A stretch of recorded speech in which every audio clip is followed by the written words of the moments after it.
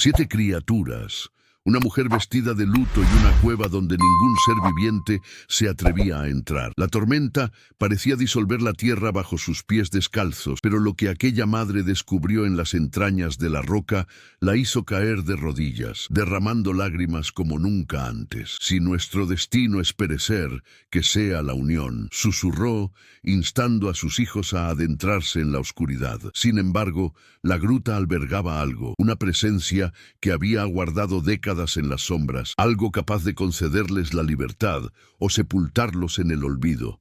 Y dime en los comentarios, ¿te atreverías a entrar en un lugar donde nadie más se atreve a pisar? La lluvia caía como látigos despiadados sobre la espalda de Elena aquella fatídica tarde de octubre de 1898 en la Sierra Madre, una tormenta que parecía decidida a barrerla, junto con sus descendientes, de la faz de la tierra. El cielo era una herida abierta, plomizo, que derramaba agua gélida que transformaba el sendero de las cabras en una trampa de lodo traicionera y resbaladiza. Elena, con sus 28 años curtidos por el sol implacable y el luto reciente, ya no sentía el frío en la piel, pues el terror que le helaba las venas era infinitamente más potente que cualquier invierno montañoso. Sus pies callosos y sangrantes se hundían en el lodo en busca de firmeza, mientras el viento aullaba entre los pinos como el lamento de las almas que, según las leyendas de los ancianos,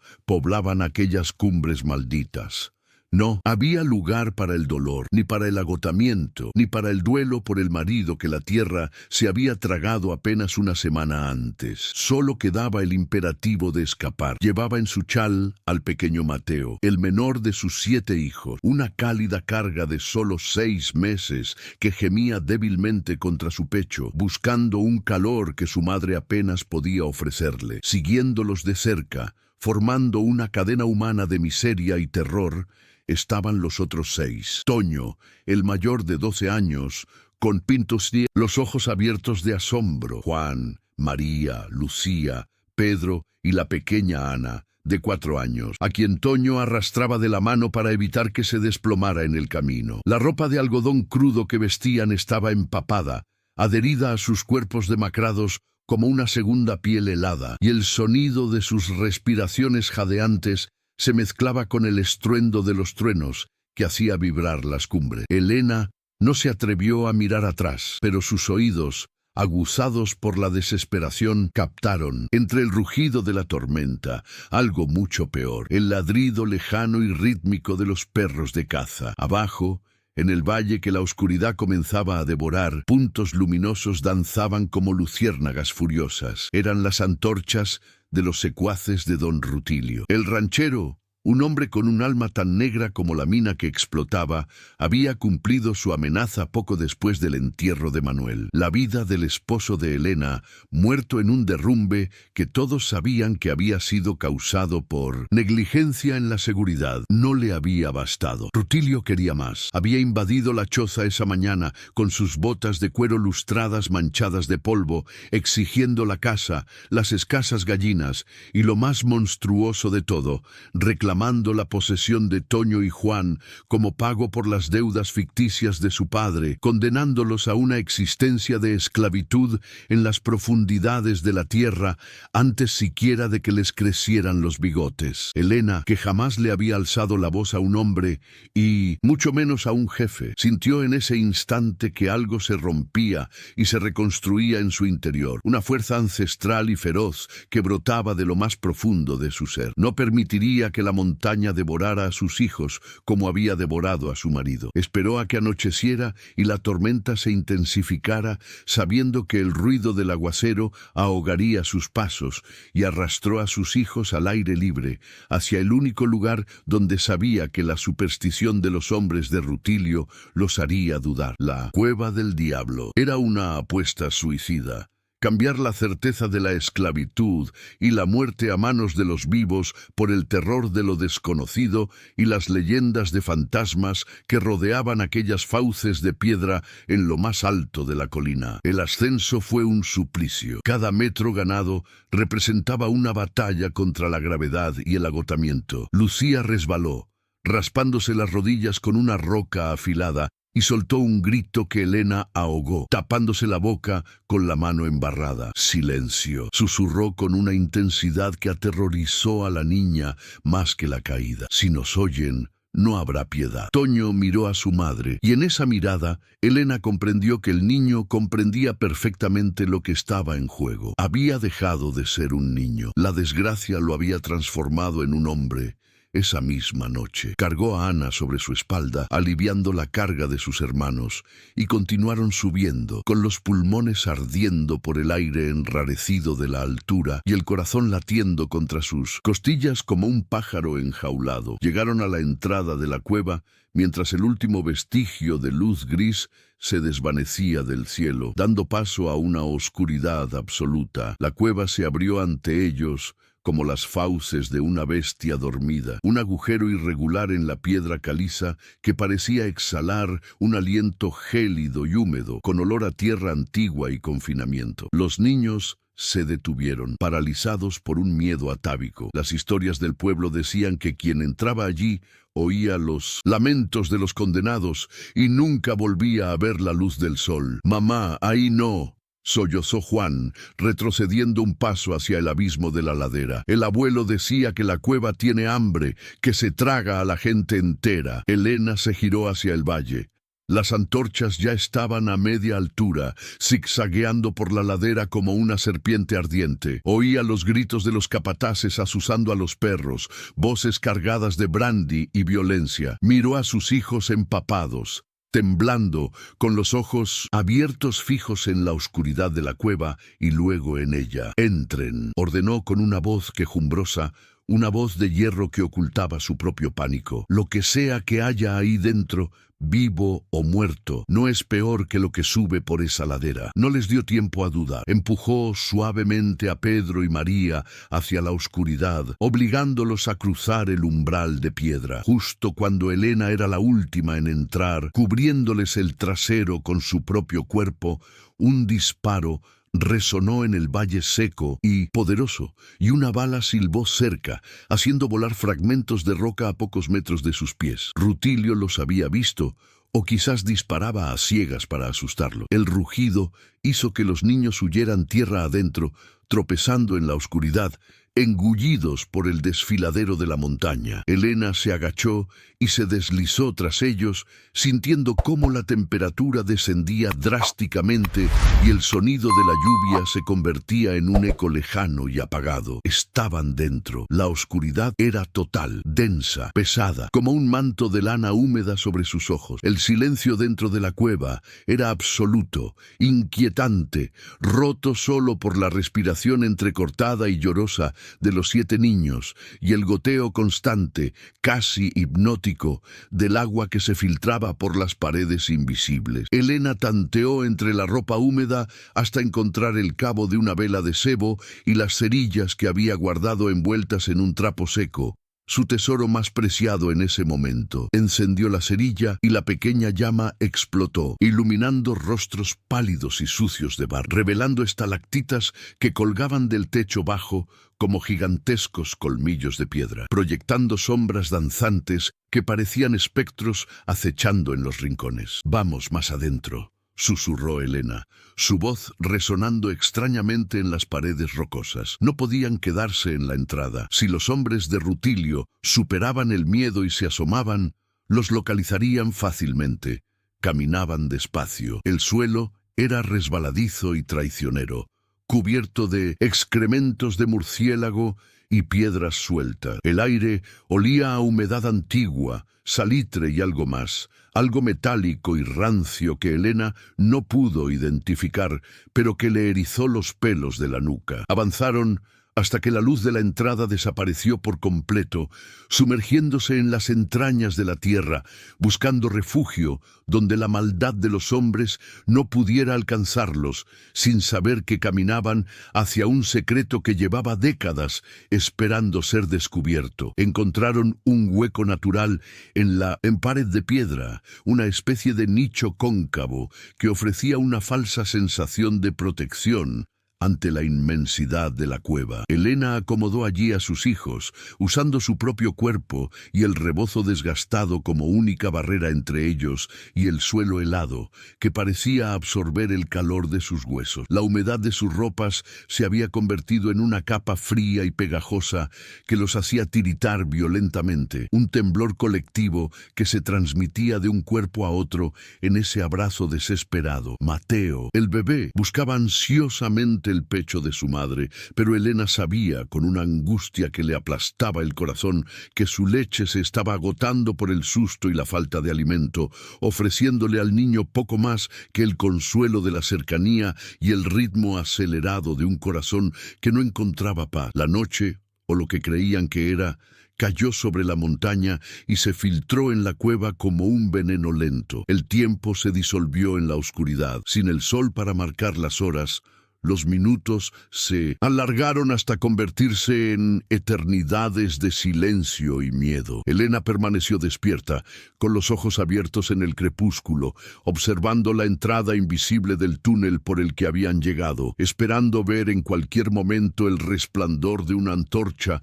o escuchar el eco de las botas de los capataces sobre la piedra. Cada gota de agua que caía del techo sonaba como un paso. Cada crujido de la ropa de los niños al moverse en sueños sonaba como el susurro de un cuchillo al ser desenvainado. La mente de Elena, agotada y febril, comenzó a poblar las sombras con los monstruos de las leyendas que le habían contado en la infancia. Pero los verdaderos monstruos permanecieron afuera. Cuando el instinto le dijo a Elena que ya debía de haber amanecido, un sonido lejano confirmó sus peores temores. El ladrido persistente de los perros de caza. No se habían ido. Don Rutilio no era hombre que abandonara a sus presas. Si no entraban a atraparlas, esperarían a que el hambre o la sed las obligaran a salir. Estaban asediados. La comprensión de esta realidad cayó sobre Elena como una losa más pesada que la propia montaña. No tenían comida, salvo unas tortillas duras que había logrado meter en su pecho antes de huir, y el agua que goteaba de las paredes tenía un sabor metálico que la hizo sospechar, aunque sabía que pronto no tendrían más remedio que beberla o morir. El segundo día bajo tierra trajo consigo un nuevo tormento, el silencio de los niños. Ya no lloraban por miedo a la oscuridad, sino que habían caído en un letargo preocupante, aplastados por el hambre y el agotamiento. Toño miraba fijamente a la nada, con una madurez prematura que resultaba doloroso ver, mientras acariciaba el pelo sucio de la pequeña Ana, que dormitaba intermitentemente con el estómago vacío, emitiendo ruidos que resonaban en la cueva. Elena partió las tortillas en pedacitos, negándose a comer su parte para dársela a Pedro, quien la miraba con ojos grandes y suplicantes. «Coman, despacio», les susurró. «Mastiquen bien para engañar a su estómago». Fue la comida más triste de su vida, una comunión de miseria en las entrañas de la tierra. La sed empezó a hacerse insoportable al caer la tarde. Elena se vio obligada a recoger el agua que goteaba por una estalactita entre sus manos ahuecadas, probándola primero para asegurarse de que no fuera venenosa. Estaba helada y sabía a minerales antiguos, cobre y tierra, pero alivió su garganta seca y agrietada. Uno a uno dio de beber a sus hijos, rezando a la Virgen para que esa agua no les trajera una enfermedad que en esas condiciones sería una sentencia de muerte segura. Mientras les daba de beber, observaba sus rostros a la luz moribunda de la vela que ardía irremediablemente. Estaban pálidos, con profundas ojeras, cubiertos de barro y hollín. Parecían espectros de los niños alegres que habían sido apenas unos días antes de que la desgracia llamara a su puerta. Fue entonces, en medio de aquel silencio sepulcral, roto solo por sorbos de agua, que Elena lo oyó por primera vez. No provenía de la entrada de la cueva, donde los perros de Rutilio montaban guardia, sino de la dirección opuesta, de las insondables profundidades de la gruta. Era un sonido rítmico, tenso, pero constante. Toc, toc, toc. toc. No era el goteo irregular del agua, era algo más deliberado, más mecánico. Elena contuvo la respiración, tensando cada músculo de su cuerpo, tratando de discernir si su mente le estaba jugando una mala pasada por la falta de sueño y comida. El sonido se detuvo por un momento y luego continuó. Un suave golpeteo, como si alguien o algo estuviera golpeando una roca con infinita paciencia en el corazón de la montaña. El miedo se transformó en una curiosidad aterrada. ¿Qué podría haber ahí abajo? Las historias hablaban de demonios y almas atormentadas, pero ese sonido parecía extrañamente humano, o quizás era el latido del corazón de la montaña. Elena miró el cabo de la vela. Le quedaba poca vida, solo un par de horas de luz antes de que la oscuridad absoluta los reclamara para siempre. Tenía que tomar una decisión imposible: quedarse allí esperando a que Rutilio se cansara, o entrar a matarlos, o aventurarse en lo desconocido, persiguiendo un sonido que podría ser su salvación o su fin. Miró a sus hijos acurrucados como cachorros heridos y supo que quedarse quietos los condenaba a una muerte lenta por inanición. Toño, llamó en un susurro apenas audible. El niño levantó la cabeza de inmediato, alerta. Escucha atentamente lo que te voy a decir. Voy a entrar un poco más. Necesito ver si hay otra salida o agua limpia. Tú estás al mando. Si esta vela se apaga y no he vuelto, le falló la voz. Incapaz de terminar la frase, incapaz de decirle a su hijo de 12 años que si no volvía, sería padre y madre de sus 6 hermanos en una tumba de piedra. Toño asintió con gravedad, con los ojos llenos de lágrimas que no podía dejar caer, y apretó con fuerza la mano de María. «Vete con Dios, madre», dijo con voz de hombre. Elena le besó la frente, un beso con sabor a despedida, y se levantó con las piernas temblorosas. Con la vela protegida en la palma de la mano para que el aire viciado no la apagara, Elena comenzó a descender al túnel del que emanaba el sonido. El camino se hizo más estrecho y el techo más bajo, obligándola a caminar encorvada en algunos tramos, con los hombros raspando contra la roca áspera. El aire allí era diferente, más pesado, cargado de un olor antiguo que no era putrefacción, sino algo seco y conservado, como el interior de un viejo cofre que no se ha abierto en años. El sonido rítmico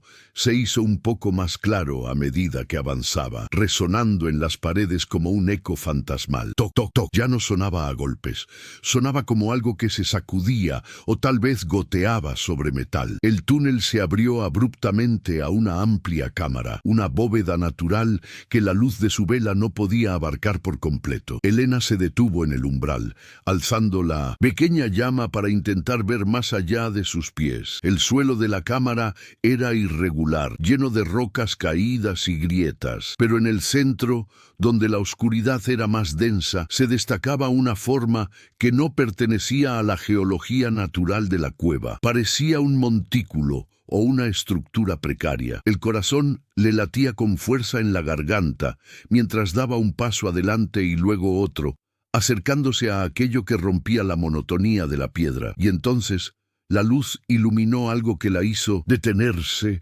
paralizada por un horror indescriptible. No era una bestia, no era un demonio, era un campamento congelado en el tiempo, una escena doméstica interrumpida por la muerte décadas atrás y preservada por el aire estéril de la cueva. Había restos de una fogata que no era más que un círculo de ceniza fría, ollas de barro rotas esparcidas por el suelo como cráneos destrozados, y un zarape podrido que se desmoronaba en polvo con solo verlo. No había vida allí, solo el recuerdo de alguien que se había escondido en las entrañas de la tierra, tal como ella ahora. Elena sintió que el terror sobrenatural se disipaba para dar paso a una profunda tristeza humana. Ese lugar no era la guarida de una bestia hambrienta, sino la tumba solitaria de un hombre olvidado, un santuario de desesperación que resonaba con su propia angustia. El sonido rítmico que la había atraído provenía de un rincón de la cámara, donde una estalactita derramaba su carga mineral sobre un plato de peltre arrugado y oxidado que yacía en el suelo. Tap, tap, tap. Cada gota era un segundo marcado en un reloj de agua que nadie oía. Elena se acercó, casi hipnotizada por la simplicidad de aquel mecanismo natural. Y entonces vio al dueño del campamento, apoyado en la pared de roca, en una postura que sugería un sueño profundo del que nunca despertaba. Había un esqueleto humano completo, vestido con una tela azul oscuro andrajosa que aún conservaba botones de latón deslustrados, restos de un viejo uniforme militar de la época de la Reforma o quizás de la intervención francesa. El esqueleto no inspiraba miedo, inspiraba una compasión infinita. Sus cuencas vacías miraban fijamente a la entrada de la cámara como si hubiera muerto esperando a alguien que nunca llegó. Lo más impactante no eran los huesos blanqueados, sino lo que los brazos demacrados abrazaban con eterno fervor sobre el regazo, un robusto cofre de madera, reforzado con bandas de hierro que la humedad había teñido de un rojo oxidado. Las manos esqueléticas descansaban sobre la tapa, protegiendo el contenido incluso después de que la carne se hubiera convertido en polvo. Elena se santiguó instintivamente, murmurando una oración por el alma de aquel soldado desconocido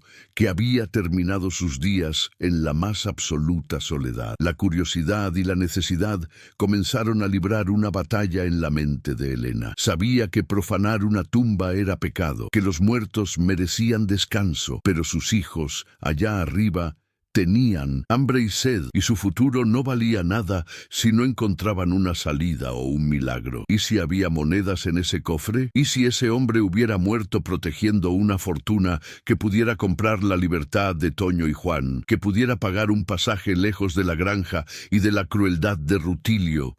La posibilidad de salvación superaba el miedo al castigo divino. «Perdóneme, señor», susurró con voz temblorosa, acercándose al difunto con pasos suaves para no perturbar el sagrado silencio de la cripta. Se arrodilló junto a los huesos, sintiendo el frío del suelo perforar sus rodillas magulladas. La vela parpadeaba peligrosamente, amenazando con dejarla sola con el muerto, así que se apresuró. Con extrema delicadeza, tocó los dedos del esqueleto para apartarlos del cofre. Estaban secos y quebradizos, ligeros como ramas muertas. Se movían con un sonido como el de la tiza arañando una pizarra que le provocó escalofríos en la espalda. Al retirar las manos huesudas, el uniforme se desmoronó un poco más, desprendiendo un olor a polvo viejo y confinamiento. Elena contuvo la respiración, colocó sus manos callosas sobre la tapa de madera y hierro y empujó hacia arriba,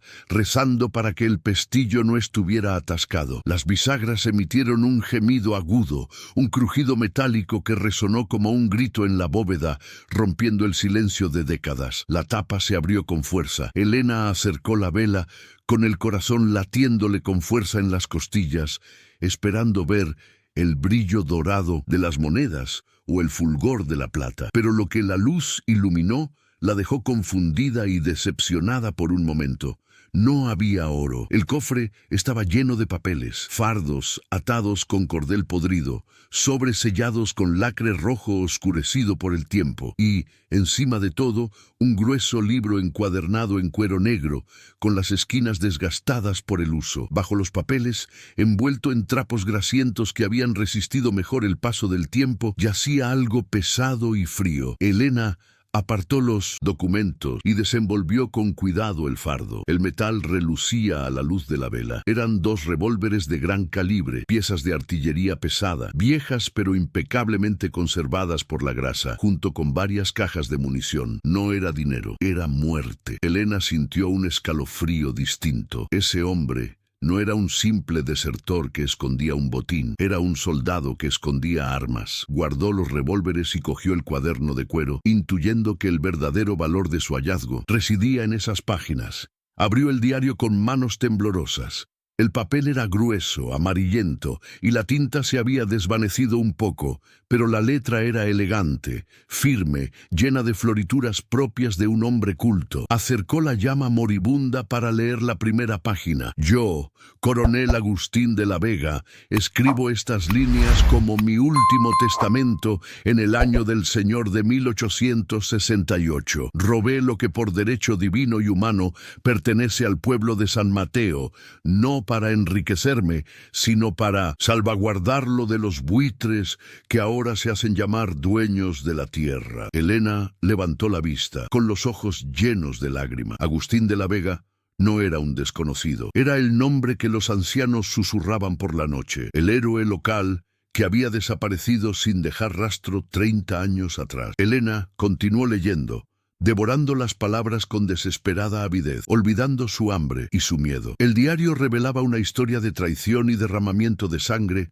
que explicaba todo el sufrimiento de su vida. Agustín relató cómo el padre de don Rutilio, un extranjero con dinero y armas, no había comprado la hacienda La Esperanza, la había robado. Había ordenado el asesinato de líderes comunitarios, falsificado escrituras con la ayuda de jueces corruptos y expulsado a familias de sus tierras ancestrales a punta de pistola. Agustín, incapaz de detener la masacre, había logrado robar los títulos originales, las mercedes reales y los documentos que acreditaban la legítima propiedad de los campesinos, y había huido a la cueva para protegerlos, esperando un momento para contraatacar que nunca llegó, pues una herida de bala se infectó y lo mató lentamente en la oscuridad. La verdad la golpeó con la fuerza de un colapso. La deuda por la que su esposo había trabajado hasta morir, la deuda por la que Rutilio quería esclavizar a sus hijos, era una mentira construida sobre el robo. Esas tierras, esa granja, los campos donde había mudado su piel, pertenecían por derecho a las familias del pueblo, a su propia familia. El cofre no contenía oro, contenía algo mucho más poderoso. Contenía justicia. Elena miró el esqueleto con otros ojos. Ya no veía huesos, veía a un guardián. Ese hombre había muerto solo, en la oscuridad y el frío, protegiendo el futuro de personas que ni siquiera conocía, personas como ella. Las lágrimas corrían por su rostro sucio, cayendo sobre el diario abierto, una mezcla de ira, dolor e inmensa gratitud que la hizo sollozar en silencio. Había algo más en el diario, un último detalle que Elena casi pasó por alto en su emoción y que resultó ser la llave maestra de su destino. Al pasar la última página escrita, el cuero se quebró y reveló un dibujo a carboncillo en la contraportada. No era un garabato sin sentido, era un mapa, una cartografía precisa del interior de la montaña. Agustín había dibujado la cámara donde se encontraban y, a partir de ella, una línea sinuosa que se adentraba aún más en la roca, sorteando abismos y galerías ciegas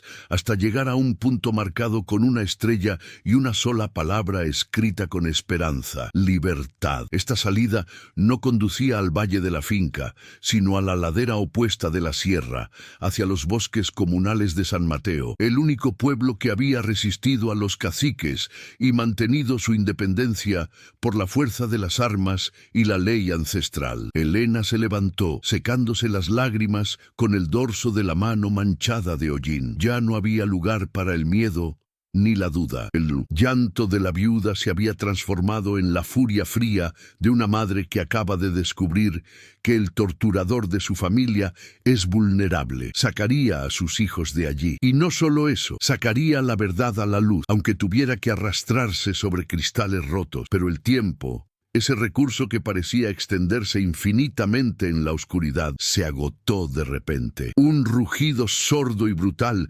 sacudió los cimientos de la cueva, haciendo vibrar el suelo bajo sus pies y provocando una lluvia de polvo y guijarros que caía del techo abovedado, amenazando con sepultar el santuario del coronel. No era un trueno. Elena conocía el sonido de la dinamita. Lo había oído 1000 veces en las minas donde su marido había dejado la vida. Los hombres de don Rutilio se habían cansado de esperar a que el hambre hiciera su trabajo o que el miedo los ahuyentara. Habían decidido sellar la entrada, convirtiendo la cueva del diablo en una fosa común. O quizás se abrían paso a la fuerza para matarlos como animales acorralados. El polvo en el aire hacía parpadear violentamente la vela, proyectando sombras convulsivas sobre el esqueleto del coronel, que parecía asentir con su cráneo dislocado ante la urgencia del momento. «Ya voy», susurró Elena, como prometiéndole al muerto que su sacrificio no sería en vano. Con movimientos rápidos y precisos, Elena agarró el diario y los fajos de documentos más importantes, metiéndolos en el rebozo, aferrado a su cuerpo, justo donde antes había llevado a su bebé. Luego, sin dudarlo un segundo, tomó los 2 pesados revólveres y las cajas de municiones. El frío acero de las armas en sus manos se sentía extraño, ajeno a su vida de molinos y hornos, pero al mismo tiempo le dio una sensación de poder que nunca había experimentado. Revisó los cilindros. Estaban cargados. Colgó las cartucheras cruzadas sobre su pecho, sobre su ropa húmeda, transformándose en una figura que ya no pertenecía a la resignación, sino a la guerra. Hizo una breve reverencia final al esqueleto de Agustín y corrió de vuelta por el estrecho túnel, protegiendo la vela con la mano, rezando para que el derrumbe no hubiera alcanzado a sus hijos. Llegó al nicho donde había dejado a los niños justo cuando una segunda explosión, más potente que la primera, hizo temblar las estalactitas como dientes flojos. Los niños estaban despiertos, apiñados en pánico, gritando y llorando, cubiertos por el polvo blanco que caía de las grietas. Toño intentó en vano calmar a Ana, mientras Pedro y María miraban hacia la entrada de la cueva, esperando ver aparecer a los demonios. Cuando vieron llegar a su madre, con los ojos encendidos y armada como una bandida, el silencio los invadió por un instante, un silencio de asombro y desconcierto. Elena no les dio tiempo a preguntas. No hubo tiempo para explicarles que su madre había muerto en esa cueva y había renacido como algo más. «¡Todos arriba!», gritó con una voz que atravesó el pánico de raíz, una orden militar que los hizo reaccionar instintivamente. «Recojan sus cosas, recojan las mantas, no dejen nada. Nos vamos de aquí ahora mismo». Toño miró los revólveres en el pecho de su madre y abrió mucho los ojos, pero no dijo nada. Comprendió que las reglas del juego habían cambiado. Elena cargó a Mateo sujetándolo con fuerza con el rebozo, junto con los papeles que valían más que su vida, y tomó a Ana de la mano. «Caminemos hacia atrás. No se separen, no se suelten de la mano. Si alguien se cae, recójanlo. Nadie se queda atrás». ¿Me oyeron? Nadie. Guió a su pequeña tropa hacia las profundidades, siguiendo el mapa que tenía grabado a fuego en la memoria, alejándose del rugido de la entrada al derrumbarse. Caminaron hacia la oscuridad absoluta, dejando atrás la zona familiar, entrando en galerías que nunca habían visto una huella humana en décadas. El camino era tortuoso, estrechas grietas por las que debían pasar de lado, salientes resbaladizos donde un paso en falso significaba caer en abismos negros sin fondo. Elena avanzaba con la vela en alto, su única estrella en la noche de piedra, animándolos, empujándolos, transmitiéndoles una fuerza que ella misma sacaba de la pura rabia. «Un poco más lejos, niños, un poco más lejos, y veremos el cielo». Pasaron horas o quizás días en esa marcha forzada por las entrañas de la tierra. El agotamiento era un peso físico que amenazaba con doblarles las rodillas. Ana lloraba en silencio,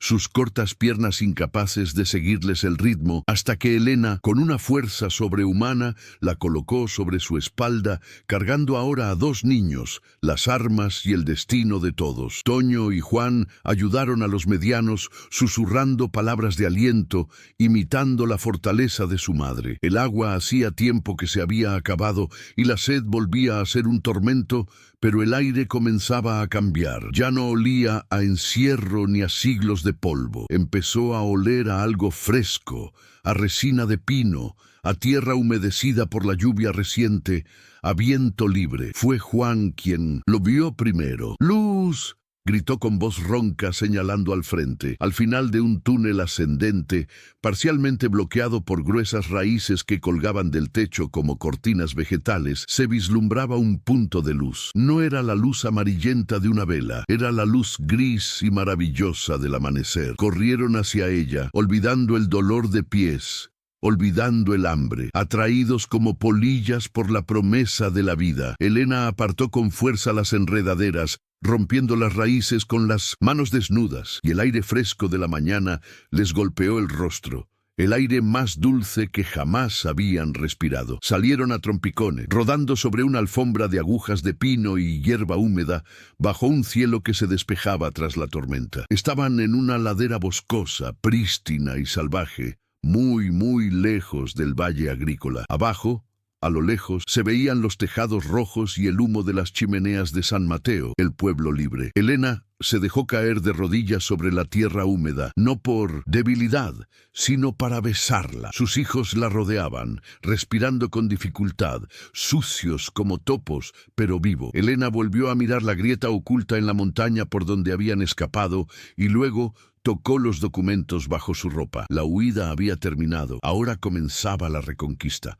Se levantó, ajustó sus revólveres y miró al pueblo con la determinación de quien lleva una tormenta en el pecho. El descenso hacia San Mateo fue una procesión silenciosa bajo la luz de una mañana que parecía irreal en su tranquilidad. El sol, ya libre de las nubes de tormenta, comenzó a calentar la tierra húmeda, levantando vapores que envolvieron el bosque en una niebla dorada y fantasmal. Elena caminaba delante, con la espalda erguida a pesar del peso de Mateo y las armas ocultas, marcando un paso firme que sus hijos imitaban con esfuerzo, sacando fuerzas de la promesa de comida y descanso. No parecían una familia, parecían espectros emergiendo del lodo, con la ropa hecha jirones, la piel manchada de hollín y guano, y los ojos brillando con una mezcla de agotamiento extremo y esperanza febril. Al acercarse a las primeras casas de adobe y teja, el olor a leña quemada y tortillas recién hechas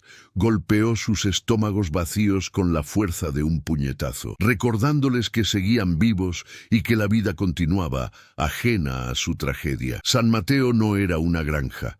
Era un pueblo libre fundado por rebeldes y fugitivos generaciones atrás, un lugar donde la autoridad de los grandes terratenientes chocaba con un muro de terquedad montañera. Sin embargo, la llegada de Elena y sus hijos no pasó desapercibida. Las mujeres que barrían los portales se detuvieron, apoyadas en sus escobas, y los hombres que conducían burros cargados de leña se quitaron el sombrero. No por respeto, sino por asombro, al ver a aquella mujer caminar con la ferocidad de una loba herida. Los perros del pueblo salieron ladrando, pero Elena ni siquiera se inmutó. Tras enfrentarse a la oscuridad de la cueva y la amenaza de Rutilio, los ladridos de unos perros flacos no significaban nada. Tenía un objetivo claro: la sede política, el edificio de piedra en la plaza principal, donde residía la única ley que no se podía comprar con oro de la hacienda. Al llegar a la plaza, bajo la sombra de unos fresnos centenarios, la gente empezó a murmurar. Reconocieron la miseria en sus rostros, esa marca inconfundible de los trabajadores esclavizados que vivían bajo el yugo de las haciendas vecinas. Pero había algo diferente. En aquella mujer no bajó la cabeza. No suplicó. Elena subió descalza los escalones del despacho del jefe, dejando huellas de barro seco sobre la piedra limpia. Un guardia soñoliento, con un viejo fusil entre las piernas, se sobresaltó al verlos e intentó bloquearles el paso con un gesto desganado. «¡Atrás, mujer!», gruñó, arrugando la nariz ante el olor a polvo de cueva y sudor rancio. El jefe don Evaristo no atiende a los mendigos, y menos si vienen en grupo. Vaya a la iglesia si quiere. Un caridad. Elena se detuvo a un paso del guardia, mirándolo fijamente a los ojos con una intensidad que lo hizo dudar. «No he venido a pedir caridad, ni pan, ni piedad», dijo con la voz ronca por el polvo de la cueva, pero clara como una campana. «He venido a decir la verdad, y si no me dejan pasar, la gritaré aquí mismo en la plaza para que todo San Mateo sepa lo que ocultan los jefes». Su mano se dirigió instintivamente al bulto bajo el chal. no al bebé, sino a la fría culata del revólver. Kennedy, guardia que había visto muchas cosas en las montañas, pero nunca una mirada como esa en el rostro de una mujer indígena, sintió un escalofrío. Bajó el brazo lentamente y retrocedió, murmurando una maldición en voz baja, abriendo la puerta a un destino que cambiaría la historia de la región. El interior de la oficina del jefe olía a tabaco, tinta y papel viejo, un olor a burocracia que contrastaba violentamente con el aire de la montaña. Don Evaristo, un hombre de 60 años con bigote canoso y gafas de montura metálica, levantó la vista de su escritorio de caoba, molesto por la interrupción. Era un hombre de leyes, un liberal de la vieja guardia, que despreciaba a los caciques locales como Rutilio, pero que se sentía atado de manos por el poder del dinero. Al ver entrar a Elena y a sus 7 hijos, su primera reacción fue de fastidio, pensando que se trataba de otra queja inútil sobre robo de gallinas o peleas de borrachos. «¿Qué es esto?», preguntó con voz grave, limpiando la pluma, con un trapo. «¿Quién la dejó entrar así, señora?». Elena no respondió de inmediato. Se acercó al escritorio, ignorando la silla que nadie le había ofrecido. Con movimientos pausados, sacó a Mateo del chal y se lo pasó a Toño, quien lo acunó con ternura protectora. Luego, rebuscó entre los pliegues de su ropa sucia y sacó la agenda de cuero negro y los fajos de papeles atados con cordel podrido. Los dejó caer sobre el escritorio pulido con un sonido sordo y pesado, un golpe seco que resonó en la oficina como un veredicto. El polvo de la cueva se desprendió de los documentos, manchando la madera impecable. «Soy Elena, viuda de Manuel, del rancho La Esperanza», dijo. «Y esto, patrón, es la prueba de que ese rancho no se llama Esperanza, ni es de don Rutilio. Esto es la prueba de que nos robaron la vida y la tierra durante 30 años. Don Evaristo miró los papeles con escepticismo, pero algo en la encuadernación del diario le llamó la atención. Extendió la mano y rozó el cuero con las yemas de los dedos, reconociendo la calidad de una época pasada. Abrió la tapa y leyó el nombre inscrito en la primera página con tinta descolorida: Coronel Agustín de la Vega. El rostro del líder político palideció. Se quitó las gafas con mano temblorosa y miró a Elena como si viera un fantasma. «¿De dónde sacaste esto?», susurró, con la voz entrecortada por la emoción. «El coronel desapareció antes de que yo naciera. Se decía que había huido con dinero, que era un traidor». «No era un traidor», interrumpió Elena con firmeza. «Era un buen hombre que murió solo en la oscuridad, cuidando lo nuestro». Señaló los otros bultos. «Ahí están las escrituras originales, los favores reales otorgados a mis bisabuelos, la prueba de cómo el padre de Rutilio mató y falsificó para quedarse con todo». Don Evaristo empezó a desenredar los bultos, leyendo con avidez, con la mirada yendo de un documento a otro,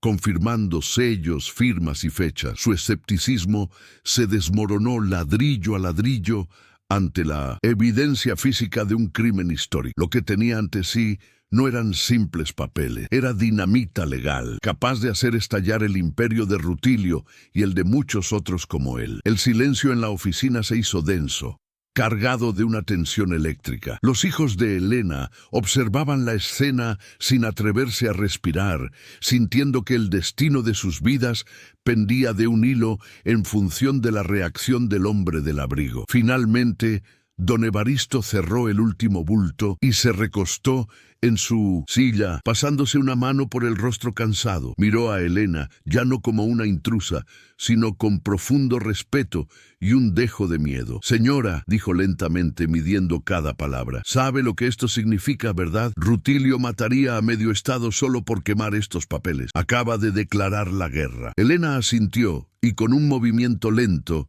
entreabrió su bozo para mostrar las empuñaduras de los revólveres del coronel. «La guerra ya empezó, señor. Se llevó a mi esposo y quería llevarse a mis hijos. Solo vine a terminarla». Don Evaristo esbozó una sonrisa sombría y decidida que le quitó 10 años de la cara. Se levantó y golpeó la mesa con el puño. «¡Sargento!», gritó desde la puerta con renovada autoridad. El guardia entró corriendo, sobresaltado.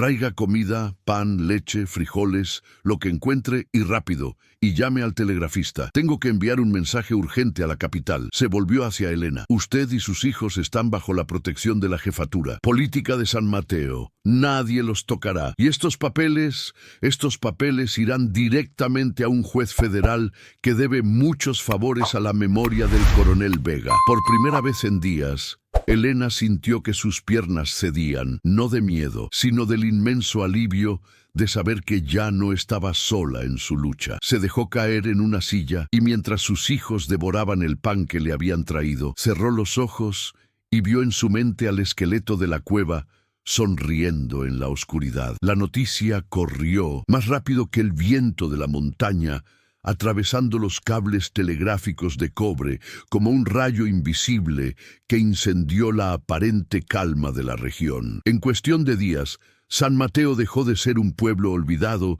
y se convirtió en el epicentro de un terremoto político que sacudió los cimientos del poder de los caciques locales. Abogados de la capital, hombres de levitas negras y sombreros de copa que miraban con desdén el polvo de las calles, llegaron en carruajes, escoltados por soldados federales enviados por los rivales políticos de Rutilio que olían sangre en el agua. El diario del coronel Vega no era solo un libro viejo, era una confesión detallada, un registro de crímenes que implicaban no solo al padre de Rutilio, sino también a jueces, notarios y gobernadores que habían amasado fortunas con cadáveres y mentiras. Elena, la viuda que había subido al cerro para morir, se había convertido sin querer en la pieza clave que podría derrumbar el castillo de naipes de la oligarquía local. En el rancho La Esperanza, la furia de don Rutilio era un espectáculo aterrador,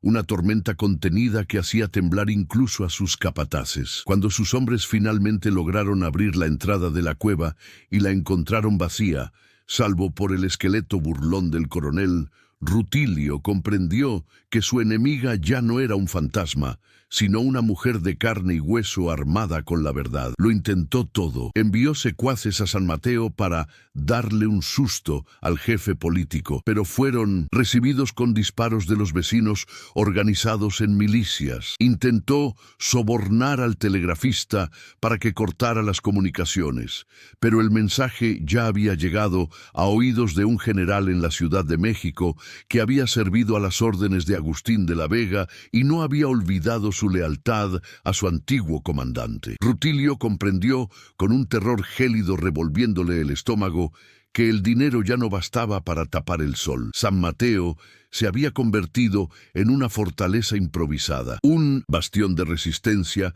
donde cada ventana era una trinchera y cada vecino un soldado. Don Evaristo organizó guardias nocturnas y Elena, lejos de esconderse tras las faldas de la autoridad, insistió en participar. No dejaba que sus hijos se alejaran mucho de la posada donde se alojaban, pero pasaba las noches en el porche, con el rebozo cruzado sobre el pecho y uno de los revólveres del coronel en el regazo, limpiándolo con aceite y un trapo, aprendiendo el peso y el mecanismo de la muerte. Ya no era la mujer que bajaba la mirada. Había mirado al infierno a los ojos en aquella cueva y había salido con vida, y esa certeza le otorgaba una dignidad de acero que intimidaba incluso a los hombres más valientes del pueblo. La tensión estalló en una noche sin luna, cuando el olor a humo despertó a los aldeanos antes de que sonaran las alarmas. Los hombres de Rutilio, desesperados y ebrios de impunidad, habían incendiado los graneros comunales de las afueras, intentando crear una distracción para entrar y secuestrar a Elena. El cielo se tornó naranja y el aire se llenó de gris y gritos. Elena despertó a sus hijos, los escondió bajo la cama más resistente y se quedó en la puerta del dormitorio, amartillando su revólver con mano firme. Oyó el galope de los caballos en la calle principal, el caótico tiroteo y el grito de mando de don Evaristo organizando la defensa. Por primera vez, Elena no sintió el impulso de huir a la colina, sintió el impulso de quedarse y defender el terreno que pisaba, porque ahora sabía que ese terreno le pertenecía por derecho. El ataque fue repelido al amanecer, dejando 2 capataces muertos en la plaza y un mensaje claro para la finca: San Mateo no se rendiría. Pero la verdadera batalla no se libró a balazos, sino con papel y sellos, en una sala improvisada como tribunal dentro de la finca. Un juez de distrito, enviado especialmente para el caso, llegó para validar los documentos. Era un hombre seco, de gafas gruesas y modales pausados, que examinó cada página del baúl como si fuera una reliquia sagrada, buscando el más mínimo rastro de falsificación. Rutilio apareció con una comitiva de abogados caros que llenaron la sala con su jerga latina y sus atuendos perfumados, tratando de intimidar a la viuda descalza que estaba sentada al otro lado de la mesa, con las manos callosas aferradas a la madera. El momento más tenso llegó cuando el abogado principal de Rutilio, un hombre con cara de comadreja, intentó desacreditar a Elena. ¿Cómo sabemos que esta mujer no robó estos documentos? ¿Cómo sabemos que no es una oportunista que profanó la tumba de un héroe para chantajear a un buen hombre?, espetó con veneno. Elena se levantó lentamente, ignorando las advertencias de don Evaristo de guardar silencio. Un buen hombre no manda quemar graneros mientras la gente duerme, dijo con una voz tranquila que resonó en la habitación. Y si profané esa tumba, fue porque el hombre de adentro me llamó. Guardó esos papeles para sus dueños, no para que ustedes, caballeros, se limpiaran las botas con ellos. Yo solo soy la mano que los trajo de vuelta. El juez, que había estado escribiendo, dejó de escribir y miró a Elena por encima de sus gafas. Y en esa mirada, por primera vez, hubo un atisbo de reconocimiento. Rutilio, viendo que la ley se le escapaba de las manos, intentó una última maniobra desesperada antes de que el juez dictara sentencia preliminar. Solicitó una audiencia privada con Elena bajo la supervisión de don Evaristo. Cuando estuvieron cara a cara, el ranchero ya no parecía el gigante intocable que había reclamado a sus hijos. Parecía un hombre envejecido por la ira y el miedo. «Te daré dinero», susurró con voz ronca, «más dinero del que tú y tus descendientes podrían gastar en 10 vidas. Oro, tierras en otro estado, lo que quieras. Solo di que los papeles son falsos, que te los dio un enemigo mío. Vete lejos y vive como una reina». Elena lo miró, recordando el hambre de sus hijos en la cueva, recordando el rostro de su difunto esposo. «No tienes tanto dinero», respondió con una serenidad que desarmó a Rutilio más que cualquier insulto. «No hay oro en el mundo que pueda pagar el miedo que mis hijos soportaron en esa montaña. No hay oro que pueda pagar la vida de Manuel. Crees que todo se puede comprar, don Rutilio, pero la dignidad de una madre no tiene precio. Quédate con tu dinero, porque pronto no tendrás dónde guardarlo». Rutilio dio un puñetazo sobre la mesa, rojo de rabia, y los guardias tuvieron que escoltarlo fuera de la habitación, gritando amenazas que ya sonaban vacías ante su inminente caída. Elena se quedó allí, sintiendo que un enorme peso se le quitaba del pecho. Había rechazado la fortuna del diablo y había obtenido algo mucho más valioso: su propia alma. Días después, el juez emitió su fallo. Los documentos eran auténticos y prevalecían sobre las escrituras modernas de la finca. Sin embargo, la ejecución de la sentencia y la restitución de las tierras debían ratificarse en la capital del estado ante el Tribunal Superior. Esto significaba que Elena tuvo que viajar, dejando atrás la seguridad de San Mateo y cruzando caminos donde Rutilio aún ostentaba el poder y tenía preparadas emboscadas. Don Evaristo preparó una escolta de 20 hombres armados, lo mejor de la milicia local, y el propio juez ofreció su carruaje oficial como escudo legal, sabiendo que atacar a un magistrado federal sería un suicidio político para Rutilio. El viaje estaba anunciado para la mañana siguiente. Aquella última noche en San Mateo, Elena no durmió. Se sentó junto a la cama donde dormían sus 7 hijos, observando su respiración apacible, acariciando la frente de Mateo, cuyas mejillas habían recuperado el color. Sabía que el viaje a la capital era la parte más peligrosa de toda aquella odisea. Rutilio era una bestia acorralada y atacaría con todo lo que le quedaba. Limpió los revólveres una vez más, guardó el diario del coronel en una cartera de cuero nueva que le habían regalado y rezó. No pidió sobrevivir, pidió fuerzas para disparar si era necesario. Pidió puntería y coraje. Al amanecer, mientras el carruaje avanzaba por las calles empedradas, Elena no miró atrás. Miró al horizonte, al camino polvoriento, donde se decidiría el fin de aquella guerra, lista para la batalla final. El camino a la capital era una cicatriz polvorienta que serpenteaba entre barrancos y robledales. Un viaje de 2 días que parecía una marcha fúnebre bajo el sol implacable. Elena viajaba en el carruaje del juez, sentada sobre cojines de terciopelo rojo que le resultaban extraños e incómodos, acostumbrada como estaba a la dureza de la alfombra y la piedra. Delante de ella, el magistrado revisaba nervioso sus papeles, secándose el sudor de la frente con un pañuelo de seda, mientras afuera, el sonido de los cascos de los caballos y el chirrido de las ruedas sobre la grava marcaban un ritmo hipnótico y peligroso. Elena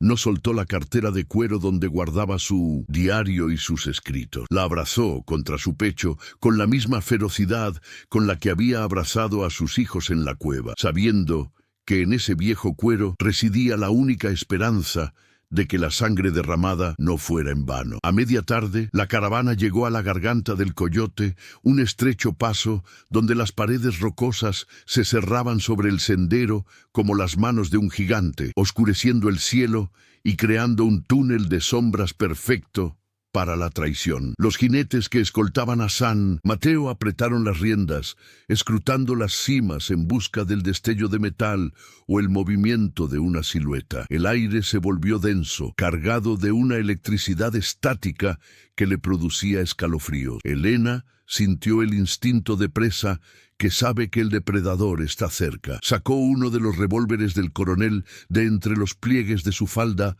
amartillándolo con un clic seco que hizo que el juez diera un respingo y la mirara con una mezcla de horror y fascinación. «Si disparan», dijo con calma, «tírese al suelo, su señoría. Yo me encargo de la puerta». El ataque no comenzó con un grito, sino con una explosión. Un cartucho de dinamita detonó en la ladera, provocando una avalancha de rocas que bloqueó el paso 10 metros por delante de la escolta de vanguardia. Los caballos relincharon aterrorizados, encabritándose, y en medio del caos de polvo y confusión comenzó una lluvia de plomo. Disparos de fusil resonaron desde arriba, golpeando la madera del carruaje y destrozando los marcos de las ventanas. «¡Emboscada!», gritó alguien afuera, y pronto el sonido se convirtió en una cacofonía de gritos, detonaciones y órdenes desesperadas. Don Evaristo y sus hombres respondieron al fuego, desmontando para usar sus caballos como escudos, desviando sus disparos hacia las sombras que se movían entre las rocas. Dentro del carruaje, el juez se acurrucaba en el suelo, cubriéndose la cabeza con las manos, rezando en latín. Elena, sin embargo, no se escondió. Se apoyó contra la pared del vehículo, atisbando solo por la ventana rota. Vio hombres descender la cuesta, los mercenarios de Rutilio con pañuelos cubriéndose el rostro, intentando rodear la caravana para alcanzarla. No eran soldados, eran asesinos a sueldo, hombres deshonrosos que mataban por dinero. Elena levantó el pesado revólver, agarrándolo con ambas manos para controlar el retroceso, y apuntó al hombre más cercano que corría hacia la puerta del carruaje, con un machete en la mano. No pensó en el pecado, no pensó en la muerte, pensó en Toño, en Ana, en Mateo.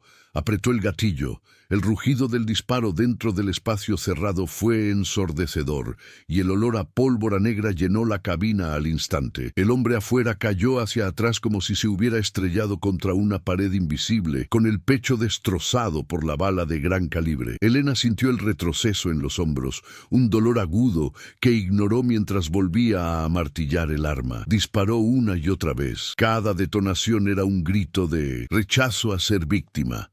Los atacantes, sorprendidos por la férrea resistencia, proveniente del carruaje que supuestamente contenía a una viuda indefensa y a un juez anciano, dudaron. Esta vacilación fue su perdición. Los milicianos de San Mateo, hombres de la montaña acostumbrados a cazar pumas, aprovecharon el momento para contraatacar con precisión letal. La escaramuza duró solo unos minutos, pero parecieron horas. Cuando el humo se disipó y el último mercenario se adentró cojeando entre la maleza, el silencio regresó a la garganta, roto solo por los gemidos de los heridos y la respiración agitada de los caballos. Elena bajó del carruaje, con la cara manchada de pólvora y los ojos ardiendo. Don Evaristo corrió hacia ella, con el brazo sangrando por un rasguño, pero vivo. ¿Estás bien, Elena?, preguntó mirándola fijamente. Ella asintió, bajando su pistola humeante. «Estamos vivos», respondió secamente, «y ahora saben que no somos ovejas esperando el matadero». Miró los cuerpos de los asaltantes tendidos en el camino. Rutilio había enviado a sus mejores perros de caza y habían fracasado. Despejaron el camino de rocas con la suficiente rapidez para pasar antes del anochecer, dejando tras de sí la carnicería como advertencia para cualquiera que lo siguiera. El resto del viaje fue una carrera contra el tiempo y el miedo, con los caballos echando espuma por la boca y los hombres mirando constantemente hacia atrás. Cuando las luces de la capital aparecieron en el horizonte, brillando como un mar de estrellas fugaces en el valle, Elena sintió una opresión distinta en el pecho. Aquella enorme ciudad, con sus torres y edificios gubernamentales, era un mundo extraño, un monstruo de piedra y burocracia que podía ser tan peligroso como la cueva, pero ya no había vuelta atrás. Entraron en la ciudad al amparo de la noche, dirigiéndose directamente a la residencia del gobernador, donde el juez tenía aliados. A la mañana siguiente, el Tribunal Superior de Justicia estaba abarrotado. La historia de la viuda de la cueva se había filtrado a la prensa, y periodistas, curiosos y abogados llenaban los pasillos, murmurando y estirando el cuello para ver a la indígena que había desafiado a un cacique. Elena entró en la sala con la frente en alto, con ropa limpia que le habían prestado, pero aún con sus viejos guaraches y el rebozo cruzado. No quería disfrazarse de dama, quería que vieran quién era, la tierra misma pidiendo justicia. Don Rutilio estaba allí, sentado en el banquillo de los acusados, pálido y con ojeras, rodeado de abogados que parecían buitres nerviosos. Al ver entrar a Elena, viva y con su diario en la mano, su arrogancia se derrumbó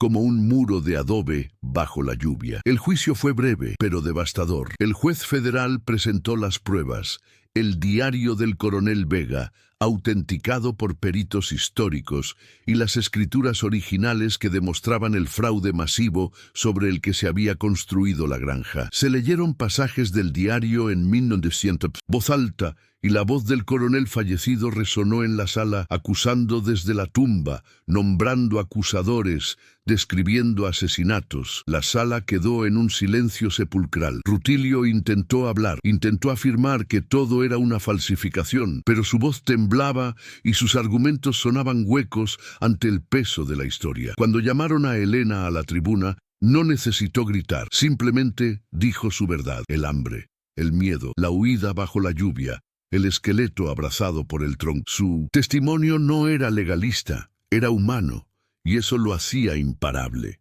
El veredicto cayó como un martillo divino. Todas las propiedades adquiridas por la familia de Rutilio después de 1860 fueron declaradas nulas y sin valor. Las tierras debían ser devueltas de inmediato a las comunidades indígenas y mestizas de San Mateo y sus alrededores. Rutilio fue arrestado en el acto, acusado de fraude, intento de asesinato y conspiración, mientras sus abogados huían para evitar ser arrastrados por la caída. Elena observó cómo se llevaban al hombre que había sido el terror de su vida, esposado y humillado, y no sintió alegría, sino una inmensa, vacía y limpia paz. Se acercó a don Evaristo y le entregó el diario del coronel. «Esto ya es historia», le dijo. «Pero las tierras son de mis hijos». Salió del juzgado a la cegadora luz del mediodía, donde la esperaba una multitud. No eran curiosos, Eran campesinos, gente de su tierra que había viajado para escuchar el veredicto. Cuando la vieron emerger libre y victoriosa, un grito ronco y jubiloso se elevó al cielo. Un grito que había estado atrapado en las gargantas de los oprimidos durante 30 años. Elena buscó entre la multitud hasta que encontró a Toño, que la esperaba junto al carruaje con sus hermanos. El niño corrió a abrazarla, y Elena, por primera vez desde que salió de su choza aquella noche tormentosa, se permitió llorar. No eran lágrimas de dolor ni de miedo.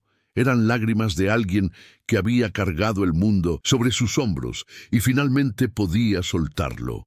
La guerra había terminado. Regresarían a casa no como esclavos, sino como amos. El regreso a San Mateo carecía de la urgencia desesperada de una huida, pero sí de la solemnidad de una peregrinación sagrada. Elena y sus hijos viajaban en el mismo carruaje que los había llevado al borde de la muerte. Pero ahora el paisaje que se extendía más allá de las ventanas rotas no parecía una amenaza, sino una promesa cumplida. Los bosques de robles y pinos, antaño testigos silenciosos de su terror, se erguían ahora como verdes guardianes de una tierra que volvía a respirar libertad. Al atravesar la garganta del Coyote, donde la sangre de los mercenarios aún teñía las piedras, Elena no cerró los ojos. Contempló el lugar con la frialdad de quien comprende que la violencia es a veces el precio inevitable de la paz. Sus hijos, limpios y alimentados,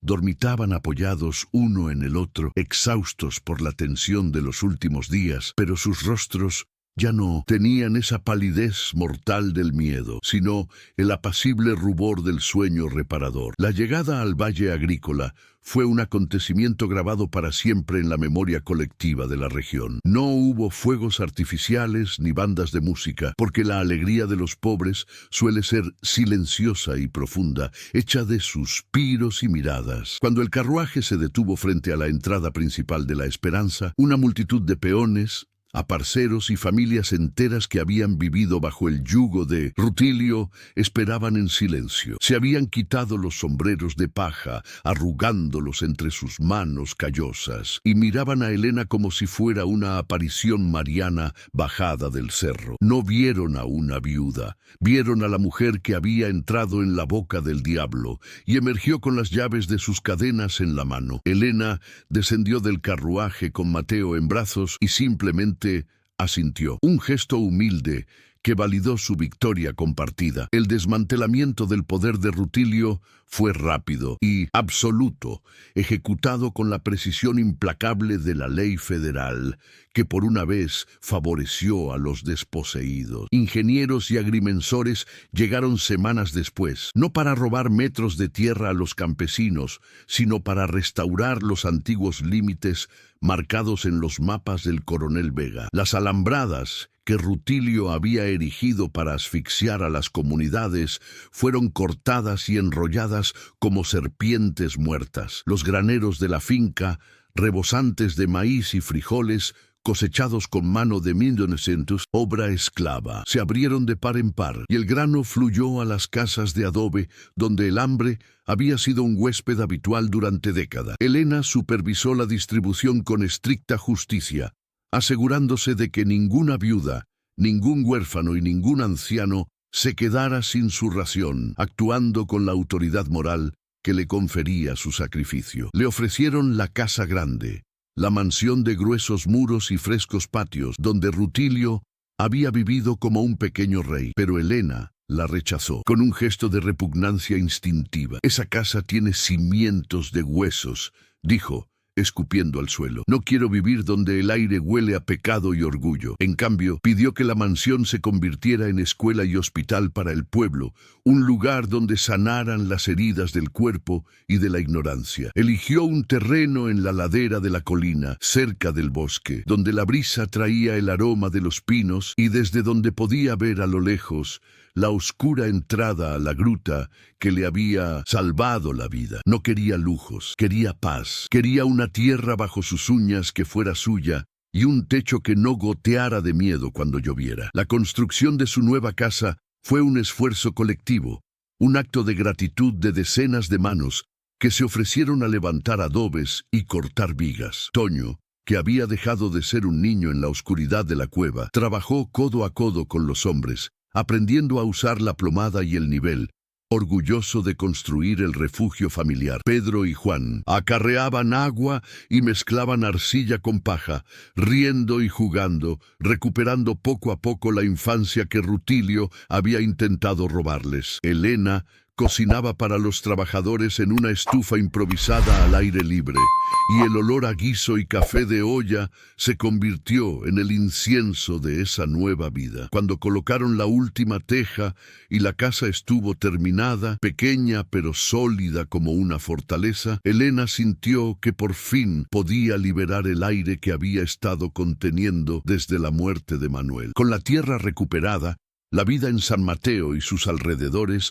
floreció con una vitalidad que nadie recordaba. Los campos, antaño agotadores monocultivos para el enriquecimiento del terrateniente, se diversificaron con maizales, frijoleras y huertos. La gente trabajaba de sol a sol, pero ya no con la espalda doblada por el látigo, sino con la energía de quien sabe que el fruto de su trabajo llenará los platos de sus hijos. Elena se convirtió, sin buscarlo, en la matriarca moral de la comunidad. No ostentaba ningún cargo político, pero ninguna decisión importante se tomaba sin consultarla, sin que don Evaristo o los ancianos del consejo subieran a su casa a tomar café y escuchar su sensata opinión, forjada en el fuego de la adversidad. Hablaba poco, pero cuando lo hacía, su voz tenía el peso de la piedra y la claridad del agua de manantial. El cambio más profundo, sin embargo, se produjo en la percepción de la montaña, la cueva del diablo, ese lugar maldito que las madres usaban para asustar a sus hijos.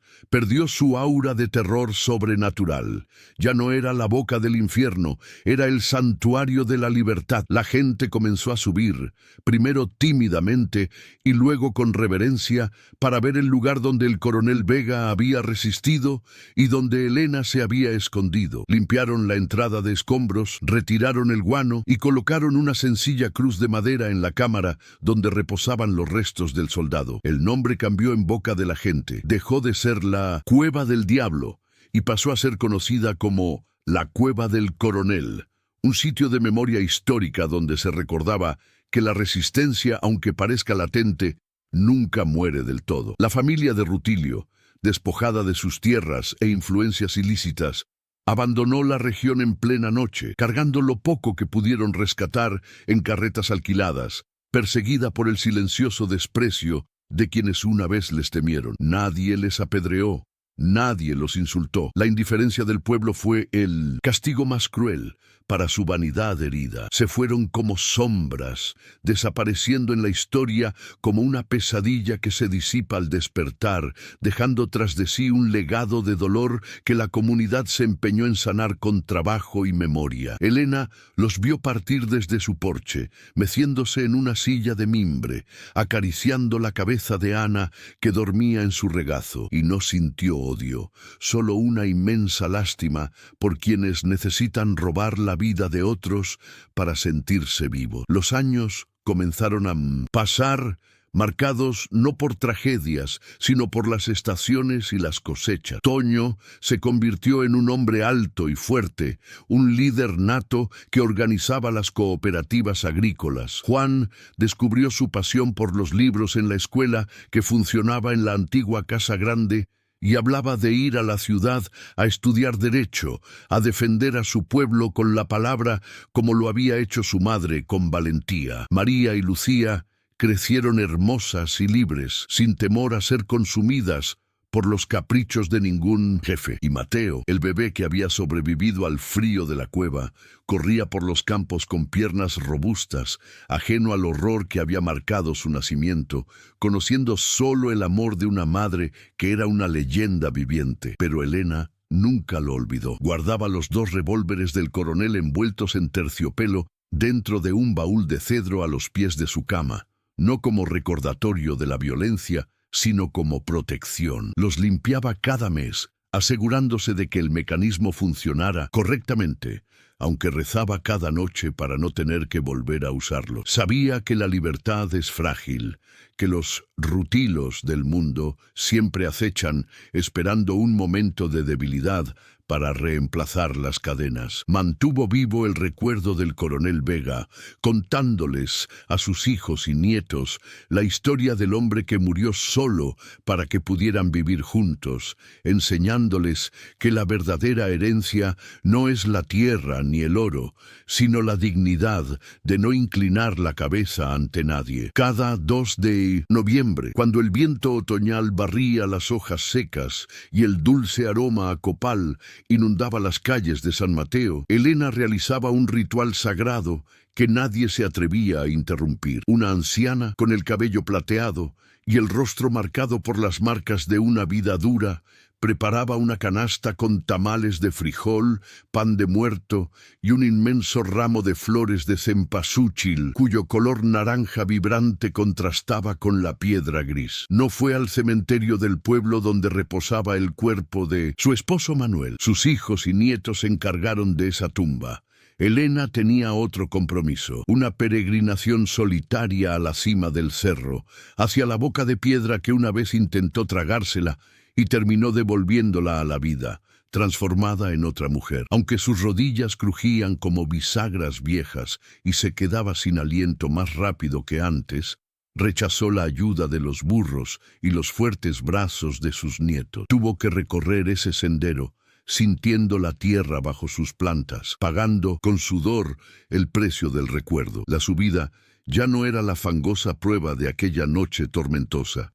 El camino estaba despejado, ensanchado por el paso constante de los aldeanos, quienes también subían para dejar ofrendas al Santo Coronel, como habían comenzado a llamar a Agustín de la Vega, con una mezcla de fervor religioso y gratitud histórica. Mientras ascendía, Elena se detenía de vez en cuando para recuperar el aliento, apoyada en un poste de pino, y miraba hacia atrás. El valle se extendía abajo, verde y próspero, salpicado de casas blancas con humo saliendo de sus chimeneas, maizales mecidos por el viento y niños corriendo libres. No había capataces a caballo, ni torres de vigilancia, ni miedo. Esa vista era su verdadera ofrenda, la prueba viviente de que el sacrificio había valido la pena, de que el dolor de una noche había comprado la paz de un siglo. Al llegar a la entrada de la cueva del coronel, la sensación era muy distinta a la anterior. Ya no era un desfiladero, oscuro y amenazador. La entrada estaba despejada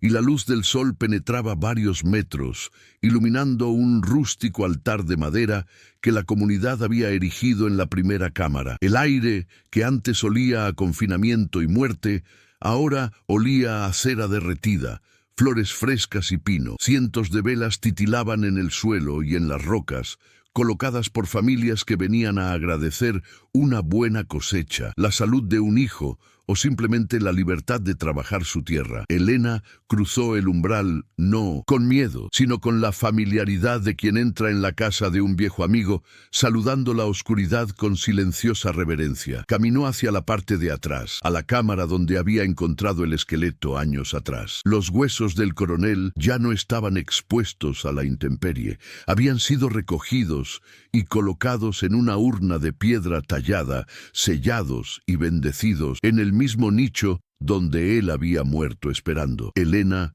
se arrodilló ante la urna, se quitó el chal para limpiar el polvo imaginario de la piedra y comenzó a hablar en voz baja. No recitó oraciones memorizadas, conversó. Le contó al coronel cómo habían crecido los niños, cuántos nietos habían nacido ese año, cuán abundante había sido la cosecha de frijoles o cuán temprano había llegado el invierno. Le habló como a un compañero, como a la amiga íntima que nunca había conocido en vida, pero a quien conoció mejor que a nadie en la muerte. «Aquí vamos, coronel», susurró, acomodando las flores anaranjadas alrededor de Midonsinus, la urna. «Nadie nos ha quitado nada desde entonces. Otros llegaron años después, con documentos falsos y amenazas del gobierno durante la revolución, pero los expulsamos, igual que expulsamos a Rutilio. Su diario aún se conserva en la escuela, y los niños aprenden a leer con sus palabras. No murió en vano. Elena sintió, en esos momentos de intimidad espectral, que el aire de la cueva se volvía más cálido, como si una mano invisible se posara sobre su hombro cansado. No esperaba una palabra en su respuesta. La respuesta residía en el silencio apacible, en la ausencia de angustia, en la certeza de que ese hombre, donde quiera que estuviera su alma, finalmente descansaba, sabiendo que su misión había sido cumplida por una mujer analfabeta con un corazón de leona. A veces, alguno de sus nietos la seguía en secreto, fascinado por la leyenda de su abuela, que hablaba con los muertos. En una ocasión, el pequeño Manuelito,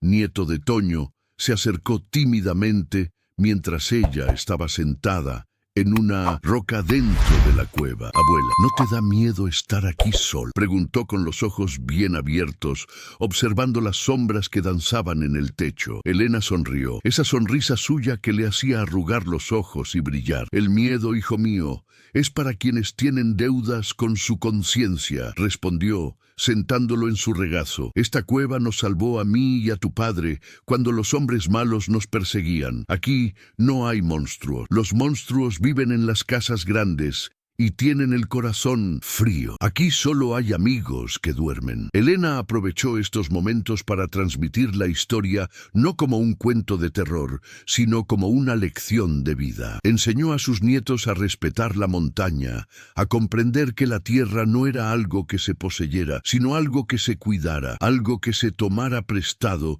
de los hijos que vendrían. Les habló del hambre, del sabor metálico del agua que goteaba de los muros, para que nunca dieran por sentado que habría comida en la mesa. «La libertad es como esta vela», les decía, señalando la llama que protegía con la mano. «Si te descuidas, el viento la apagará.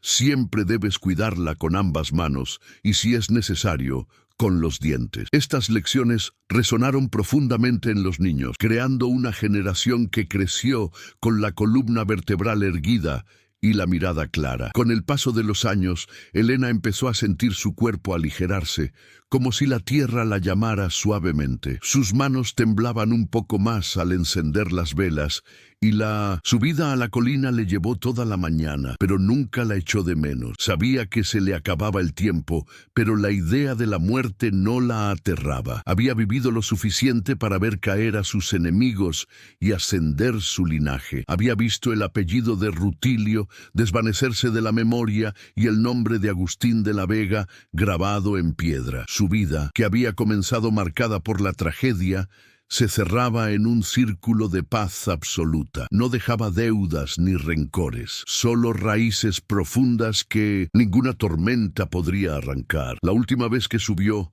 el cielo era particularmente azul, ese azul intenso y cristalino del otoño montañoso. Se sentó a la entrada de la cueva antes de descender, observando cómo el sol se ponía tras la Sierra Madre, tiñendo las nubes de violeta y oro. Sintió una punzada en el pecho, no de dolor, sino de una repentina expansión, como si su corazón quisiera abarcar todo el horizonte. Cerró los ojos y volvió a escuchar, después de tantos años, ese sonido. Toc, toc, toc, el eterno goteo de la montaña. Pero esta vez no sonaba a soledad, sonaba a tiempo, a eternidad, sonaba a bienvenida. Bajó la colina sostenida por el brazo de Toño, quien había subido a buscarla, preocupado por su retraso. «¿Estás bien, madre?», preguntó él, al notar su paso lento y su respiración agitada. «Mejor que nunca, hijo», respondió ella con una serenidad que heló la sangre de Toño y al mismo tiempo lo reconfortó. «Ya me despedí. Le dije al coronel que pronto me uniré a su guardia.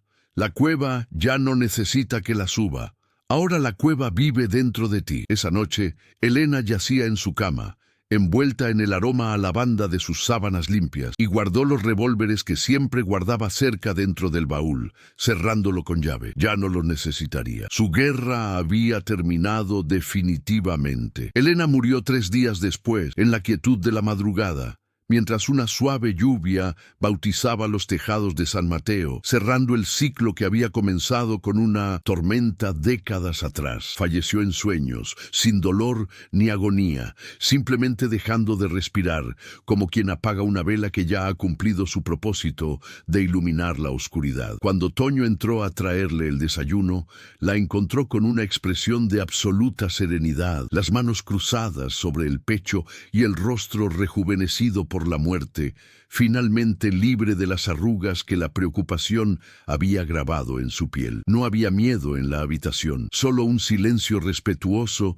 y el persistente aroma a flores silvestres y tierra húmeda que siempre la había acompañado, como si la montaña misma hubiera descendido para reclamar a su hija predilecta. El funeral de Elena no fue un acto de duelo, sino una manifestación de gratitud que inundó las calles empedradas del pueblo. Familias enteras descendieron de las fincas más lejanas, hombres a caballo, mujeres con niños en brazos, ancianos que recordaban los tiempos del látigo y jóvenes que solo conocieron la libertad gracias a ella. La iglesia resultó insuficiente para albergar a la multitud, así que la misa se celebró en la plaza, a cielo abierto, el mismo cielo que ella había conquistado para sus hijos. El ataúd, sencillo y de madera de pino, no estaba cubierto con telas negras, sino con el viejo y desgastado rebozo que había usado para proteger a Mateo y los documentos de la cueva, ahora transformado en una bandera de batalla más honorable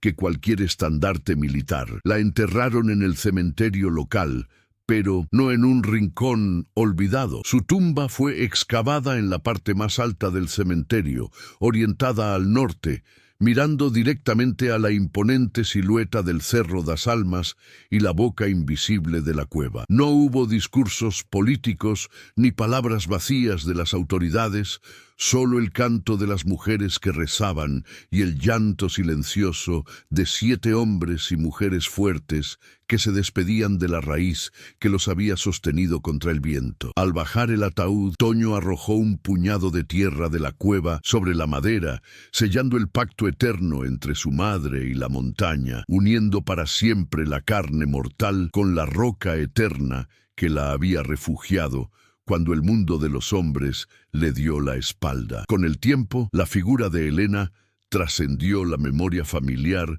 para formar parte del tejido mítico de la Sierra Madre. Se contaban historias sobre ella alrededor de fogatas y en las cocinas, historias que a veces rozaban lo fantástico, pero que siempre conservaban la verdad esencial de su valentía. Decían que su espíritu custodiaba la entrada de la cueva, velando para asegurar que ningún tirano volviera a pisar esas tierras. Decían que en las noches de tormenta se veía una tenue luz que se alzaba por la ladera, una vela que nunca se apagaba, guiando a los perdidos y desesperados hacia un lugar seguro. Elena se convirtió en la santa de la cueva, una santa patrona no canonizada de las madres solteras y de quienes luchan contra la injusticia, invocada cuando la ley de los hombres fallaba y se necesitaba la ley de la tierra. La cueva en sí permaneció como un monumento inalterado. Aunque el acceso era libre, nadie entraba frívolamente ni en broma. Se entraba con respeto, casi pidiendo permiso. La urna del coronel Vega permanecía en su nicho, siempre rodeada de flores frescas y velas, ahora al cuidado de los bisnietos de Elena, quienes aprendieron la historia no de los libros de texto del gobierno, sino de sus padres. El cofre vacío y las armas, que permanecían guardadas en la casa familiar como reliquias sagradas, eran prueba tangible de la veracidad de la leyenda, de que hubo un tiempo en que una mujer y un hombre muerto derrotaron a un ejército de vivos armados solo con la verdad y la desesperación de quienes no tienen nada que perder. La finca La Esperanza nunca volvió a ser propiedad privada. Siguió siendo el corazón de la comunidad, sus tierras cultivadas por cooperativas que llevaban los nombres de los 7 hijos de Elena. Las paredes que antes oían órdenes crueles y lamentos, ahora escuchaban las tablas de multiplicar y las risas de los niños en el recreo. La justicia que Elena arrebató de las manos de Rutilio no fue efímera, echó raíces profundas, creando una sociedad donde el apellido no determinaba el destino y donde el valor de una persona se medía por su trabajo y su palabra. Su legado no fue una fortuna en oro, sino una fortuna en dignidad, un tesoro que no se podía gastar ni robar. A veces,